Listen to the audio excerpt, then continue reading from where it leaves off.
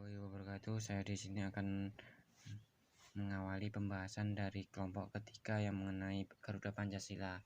Yang pertama itu sebagai lambang negara dengan bentuknya bentuk Garuda dengan diikuti dengan semboyan Bhinneka Tunggal Ika. Perisai yang berbentuk jantung yang digantung pada leher Garuda, dan lambang negara Indonesia ini dirancang oleh Sultan Hamid II dari Pontianak, kemudian disempurnakan oleh Presiden Soekarno pada saat sidang negara Indonesia Serikat dan diresmikan pada tanggal 11 Februari 1950.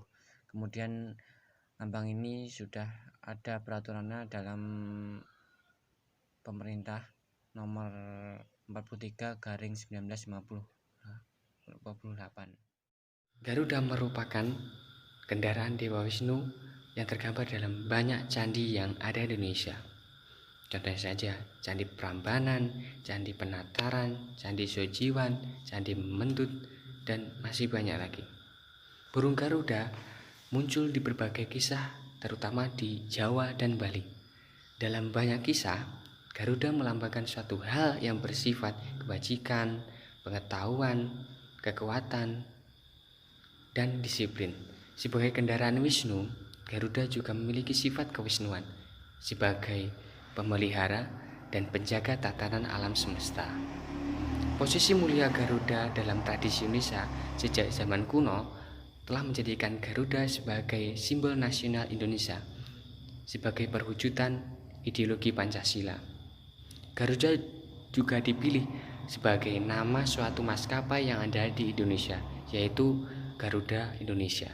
Setelah Perang Kemerdekaan Indonesia pada tahun 1945 hingga 1949, disusul dengan kedaulatan Indonesia oleh Belanda pada tahun 1949, dirasa perlunya Indonesia untuk membentuk suatu lambang negara. Akhirnya pada tanggal 10 Januari 1950 dibentuklah Panitia Lencana Negara yang dikoordinatori oleh Sultan Hamid II dan Muhammad Yamin sebagai ketua.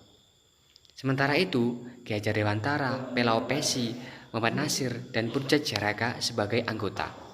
Panitia ini menyeleksi rancangan lambang negara yang akan diajukan kepada pemerintah. Merujuk kepada keterangan Bung Hatta dalam buku Bung Hatta Menjawab, untuk melaksanakan sidang ketiga tersebut, Menteri Priyono mengadakan sayembara.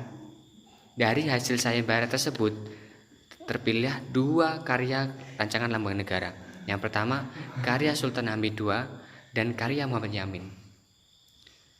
Pada fase selanjutnya, yang diterima adalah karya Sultan Hamid II. Karya Muhammad Yamin ditolak karena menyertakan sinar matahari, yang lambang tersebut menyangkut dengan pengaruh Jepang. Setelah rancangan dipilih, Presiden Soekarno, Perdana Menteri Muhammad Hatta, dan perancang Sultan Hamid II mengadakan dialog intensif untuk menyempurnakan lambang negara tersebut dan mengganti pita yang awalnya warna merah putih diganti dengan warna putih dan ditambah dengan semboyan Bhinneka Tunggal Ika. Tanggal 8 Februari 1950, rancangan lambang negara yang dibuat Menteri Negara Republik Indonesia Serikat Sultan Hamid II diajukan kepada Presiden Soekarno. Rancangan gambar lambang negara yang telah disempurnakan berdasarkan aspirasi yang berkembang tersebut, terciptalah bentuk Raja Wali Garuda Pancasila. Disingkat Garuda Pancasila. Presiden Soekarno kemudian menyerahkan rancangan tersebut kepada Kabinet RIS melalui Perdana Menteri Muhammad Hatta. Rancangan tersebut diresmikan pemakaiannya dalam sidang Kabinet RIS pada tanggal 11 Februari 1950. Presiden Soekarno kemudian untuk pertama kalinya memperkenalkan lambang negara kepada khalayak umum di Hotel Des Indes Jakarta pada 15 Februari 1950. Tanggal 20 Maret 1950, Soekarno memerintahkan pelukis Istana Duloh untuk melukis kembali rancangan tersebut setelah sebelumnya diperbaiki, antara lain penambahan jambul pada kepala Garuda Pancasila serta mengubah posisi cengkeraman kaki pada pita dari semula di belakang pita menjadi di depan pita. Dipercaya bahwa alasan Soekarno menambahkan jambul karena kepala Garuda gundul dianggap terlalu mirip dengan Bald Eagle, lambang Amerika Serikat. Sultan Hamid II menyelesaikan penyempurnaan final gambar lambang negara, yaitu dengan menambahkan skala ukuran dan tata warna gambar. Rancangan Garuda Pancasila terakhir ini dibuatkan patung besar dari bahan perunggu berlapis emas dan disimpan dalam ruang kemerdekaan Monumen Nasional sebagai acuan. Ditetapkan sebagai lambang negara Republik Indonesia dan desainnya tidak berubah hingga kini. Deskripsi dan arti filosofi Garuda. Garuda Pancasila sendiri adalah burung Garuda yang sudah dikenal melalui mitologi kuno dalam sejarah bangsa Indonesia, yaitu kendaraan Wisnu yang menyerupai burung elang Raja Wali. Garuda digunakan sebagai lambang negara untuk menggambarkan bahwa Indonesia adalah bangsa yang besar dan negara yang kuat. Warna keemasan pada Garuda melambangkan keagungan dan kejayaan. Jumlah bulu Garuda Pancasila melambangkan Hari Proklamasi Kemerdekaan Indonesia pada tanggal 17 Agustus 1945. 17 helai bulu pada masing-masing sayap, 8 helai bulu pada ekor, 19 helai bulu di bawah perisai atau pada pangkal ekor, dan 45 helai bulu di leher perisai.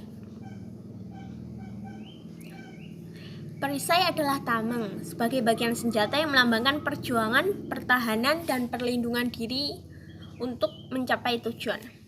Di tengah perisai terdapat sebuah garis hitam tebal yang melukiskan garis khatulistiwa. Ini menggambarkan lokasi NKRI. Warna dasar pada perisai adalah warna bendera kebangsaan merah putih. Pada perisai terdapat 5 buah ruang yang mewujudkan dasar negara Pancasila. 1. Sila pertama, ketuhanan yang Maha Esa dilambangkan dengan cahaya di bagian tengah perisai, berbentuk bintang yang bersudut 5 berlatar hitam. 2. Sila kedua, kemanusiaan yang adil dan beradab, dilambangkan dengan tali rantai, bermata, bulatan, dan persegi. Di bagian kiri bawah perisai berlatar merah. 3. Sila ketiga, persatuan Indonesia, dilambangkan dengan pohon beringin di bagian kiri atas perisai berlatar putih. 4. Sila keempat, kerakyatan yang dipimpin oleh hikmat kebijaksanaan dalam permusyawaratan perwakilan, dilambangkan dengan kepala banteng di bagian kanan atas perisai berlatar merah. 5. Sila kelima, keadilan sosial bagi seluruh rakyat Indonesia, dilambangkan dengan padi dan kapas di bagian kanan bawah perisai berlatar putih. Kedua cakar Garuda mencengkram sehelai pita putih bertuliskan Bhinneka Tunggal Ika berwarna hitam. Semboyan Bhinneka Tunggal Ika adalah kutipan dari kitab Sota Soma karya Empu Tantular yang bermakna meskipun berbeda-beda tetapi pada hakikatnya adalah tetap satu jua, satu kesatuan Indonesia.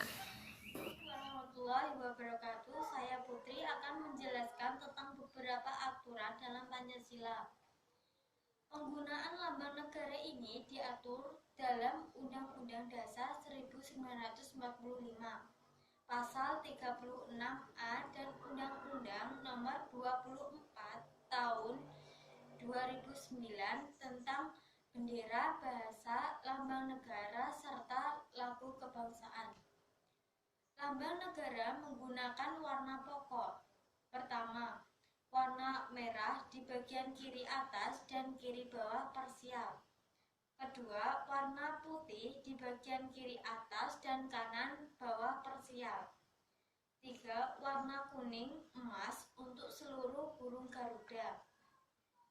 Keempat, warna hitam di tengah parsial yang bentuknya jantung. Dan kelima, warna alam untuk seluruh gambar lambang. Dalam hal lambang negara ditempatkan bersama-sama dengan bendera negara, gambar presiden dan wakil presiden. Penggunaan diatur dengan ketentuan: 1. Lambang negara ditempatkan di sebelah kiri dan lebih tinggi daripada bendera negara. 2. Gambar resmi presiden dan gambar wakil presiden ditetapkan sejajar dan dipasang lebih rendah daripada lambang negara. Aturan berikutnya adalah 1. Setiap orang dilarang mencoret, menulis, menggambar, atau membuat rusak lambang negara dengan maksud menodai, menghina, atau merendahkan kehormatan lambang negara. 2. Menggunakan lambang negara yang rusak atau tidak sesuai dengan bentuk, warna, perbandingan ukuran. Yang ketiga, membuat lambang untuk perseorangan, partai politik, perkumpulan, organisasi, dan perusahaan yang sama atau menyerupai lambang negara. Yang keempat, menggunakan lambang negara untuk keperluan selain yang diatur dalam undang-undang ini. Sekian penjelasan dari saya. Assalamualaikum warahmatullahi wabarakatuh. Saya akan melanjutkan presentasi dari teman saya yang sebelumnya, yaitu pada poin D, sikap toleransi terhadap Bhinneka Tunggal Ika. Sikap toleransi terhadap Bhinneka Tunggal Ika tertuang dalam Peraturan Pemerintah Nomor 66 Tahun 1951 dan Undang-Undang RI Nomor 24 Tahun 2009 tentang bendera bangsa dan lambang negara serta lagu kebangsaan Bhinneka Tunggal Ika yang mengandung makna mendorong kukuhnya persatuan Indonesia, tidak saling menghina, mencemooh, dan saling menjelekkan sesama bangsa Indonesia sendiri. Berikut adalah sikap toleransi kita terhadap sesama, yaitu 1. Toleransi terhadap agama. Agama yang hidup di Indonesia pasti semua mengajarkan tentang kebaikan. Itu sendiri adalah seperti yang tidak menghina atau menjatuhkan agama lain yang berbeda dengan kita. Dan tentu saja agama yang tidak mengajarkan kita untuk memaksakan kehendak orang lain untuk ikut memeluk agamanya, dan tentu saja kita tidak boleh memandang agama siapa yang salah maupun yang benar. Yang kedua adalah toleransi terhadap suku dan ras. Toleransi terhadap suku dan ras ini dapat kita wujudkan dengan adanya perasaan senasib sebagai bangsa Indonesia sendiri dan tidak memandang perbedaan warna kulit sebagai suatu kekurangan suku bangsa lain. Sekian presentasi dari kami. Ada kurang lebihnya saya mohon maaf. Akhir kata, wassalamualaikum warahmatullahi wabarakatuh.